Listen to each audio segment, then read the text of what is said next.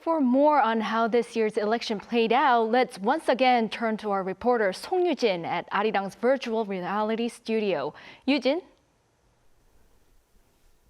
Well, Jiyoung, I'm back here at Arirang's brand new VR studio. So now let's take an even closer look into the voter turnout, an even closer look than our 6 p.m. newscast. So starting with how many people voted this time. So data as of 11 p.m. from the National Election Commission shows that 67% of the nation's eligible voters voted for the 22nd general election. Now this translates to more than 29 million voters voting actually out of the 44.28 million eligible voters. By eligible, we mean those born on or before April 11, 2006. And I also want to mention that this is in fact the highest turnout after the 14th general election in 1992. So let's compare this number with that of the past 5 general elections. So here we have a line graph from the 2004 general elections. Of course, that of 2024, though it's an estimate, is the highest. We have 60.6% in 2004. We did see a decrease in 2008 to 46.1%, which experts attribute that because the then Lee Myung-bak administration was at its honeymoon period, and also the weather was really raining bad that day. We did still see the figure rebound from 2012, 54.2%, then to 58% in 2016, and then 66.2% in 2020. Now, I want to mention that this 67%, it's a forecast, and the National Election Commission will announce the final voter turnout a few hours in the morning.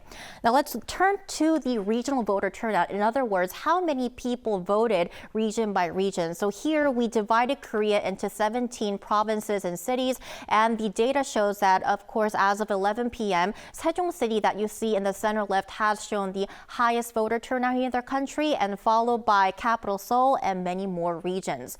And now let's move on by taking a look at the hourly breakdown of the voter participation here in the country. As you know, the voting started at 6 a.m. sharp, and the first turnout was reported at 7 a.m. by the National Election Commission, reporting, as you can see from here, 1.8%. We saw the voter turnout gradually increasing by 2 to 3 percentage points. But what's interesting is that we saw it jump to passing 50%, 53.4% at 1 p.m. And that a large part of this almost 35 percentage point jump is due to early voting figures being added. And then we saw, as you can see, the voter turnout steadily increasing once again by 2 to 3 percentage points in the afternoon, leading to a final estimated nationwide voter turnout of this general election of 67%.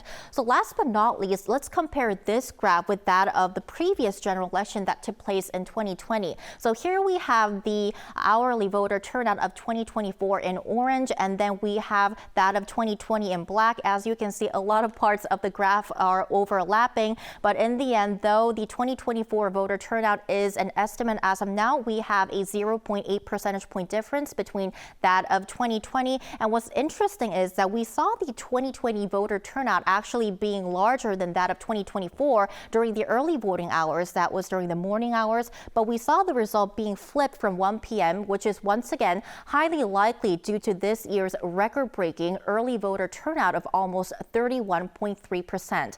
Once again, this led to the estimated final difference of 0.8 percentage points. We'll get the exact and final data once again when the national election announces it in the morning. Now, I'll leave further analysis and in-depth discussions about this to the studio. That's all I have for now. Back to you, Jiyoung.